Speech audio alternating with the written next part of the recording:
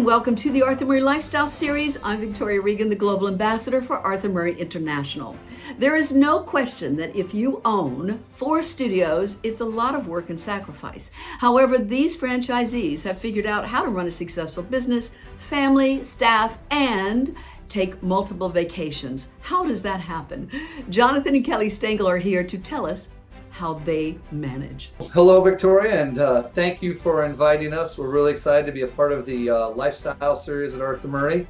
We had heard a lot about the videos beforehand and seen a few of them, and we're excited to be one of the videos coming up and look forward to being part of the process. Anyway, I want to answer a few of your questions. One being, yes, we do get to take some vacations and we enjoy that process. We take them with our staff and most definitely with our family. And this summer's been an exciting summer to get back to doing that. And one of the trips we got to do this year was to Spain. Yes, Spain was amazing. The food, the wine, the people.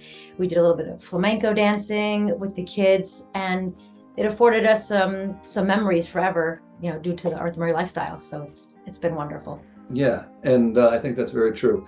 And so I guess the question of how we got to that, it took years in the making. It was a process that took long-term planning. And I think growing up in the business, there was a lot of times that people just seemed to live day to day or event to event. And I said, in order for us to do all the things we wanted was balance family and studios and life outside of that, we had to plan long-term. And once things became habit in the studio, and we start to feel like things were going in the right direction, we started to give our executives trust by saying, all right, let's start with 1 day a week that we're going to leave, and then 2 days a week, and 3 days. And then by that point, the executives were like, let's just go, please leave. They were happy to have us out of the studio, and I think that was kind of nice for them to have the confidence from us and in themselves. And then from there, it started to become easier for us to imagine the things that we had planned 8 to 10 years prior to get to the point that we're at today. Briefly, let's backtrack and tell us about your introduction to Arthur Murray's, why you stayed, and how you met. So my beginnings before Arthur Murray started about 3 years old when I was dancing, tap, jazz, ballet, you name it. Loved being on stage, loved listening to the music. And then I went to university to get a bachelor's degree and needed a part-time job while I did that, and walked right into Arthur Murray and never walked out. I loved every minute of it, loved the training and what it stood for and all the people. So that's how I got into the business. All right, and my beginnings were a little different. I was enrolled in a double major in English and psychology, and I was focused on soccer and basketball. And then a friend of mine introduced me and said, hey, you should try this part-time job out. And so I walked into the studio one day and I loved the experience. It was great. It offered a lot of opportunities, allowed me to use my psychology and to a degree, my English degree. And when I saw that you could affect people in this world and do the great things that it allowed, I was hooked. And so it went from a part-time job to a full-time career. And to address your second question, we met at the Arthur Murray in New Britain many, many years ago. And we were in the training class coming across to the partner. And I said hello to Jonathan. He said hello to me. And that night I went home and told my friends that I met the man I'm going to marry someday. My version is that I was in training class as a new person. This random woman came up to me the next day and said, hey, I think we're going to get married. So I bolted out the door like arms through the wall type thing. But here we are, and we got married 5 years later, I think. So yes, we did. Yeah. So Kelly, you chose to dance and compete, but what about your choice not to compete, Jonathan? yes, so we were practicing and also dating, which was very nice at the time. And then one night during practice session, we had a slight disagreement, and Kelly threw a shoe at me, and we both agreed that's it. So in order to salvage the relationship in life, we sort of paused the one on the dance floor, and we pretty soon on we came to find out that couples that create a lot of fire on the dance floor, it tends to burn out sooner than later, and we didn't want to have that happen for us. We wanted to have a happy relationship together, so we chose to pause that. And I believe that's where Kelly decided she wanted to continue dancing, and so she was able to go out and find a partner. Yes, I found a partner, and we competed in rhythm for about 5 years and did very well, and we learned a whole lot about the skills of dancing, partnership, all of the above. And it was one of the most amazing experiences of my life. So yes, John and I continued our relationship of marriage, and my shoe is gone and destroyed, but that's okay. I kept dancing. Do you both still feel the same about the importance of competition for your staff and students? We are a very big proponent of it. We think it helps our staff tremendously. It teaches them how to conduct themselves, to have loftier goals than just dance the steps, and challenge them when they get out there, test their mettle.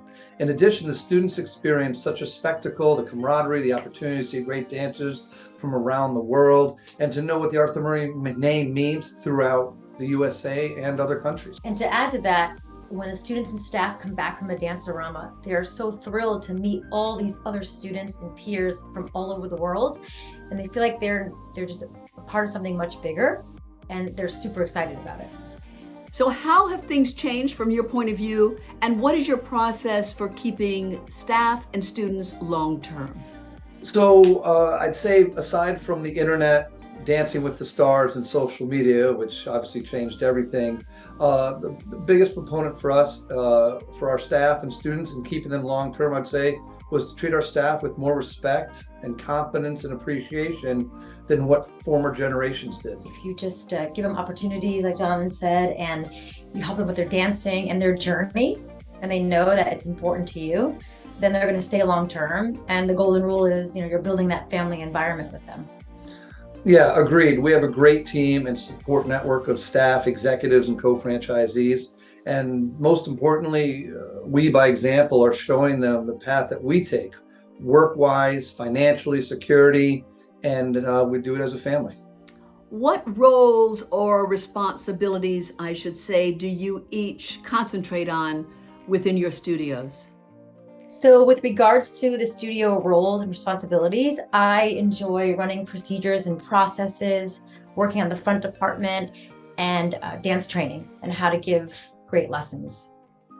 That's right. And she runs the day-to-day and the development on the dance floor, and I do more of the business, the personal finance, development, things like that, more behind the scenes. And when it comes to the personal finance, it's basically meetings I run with the staff to put them on the right path to long-term security and things of that nature. So one other role that we play is literally role playing.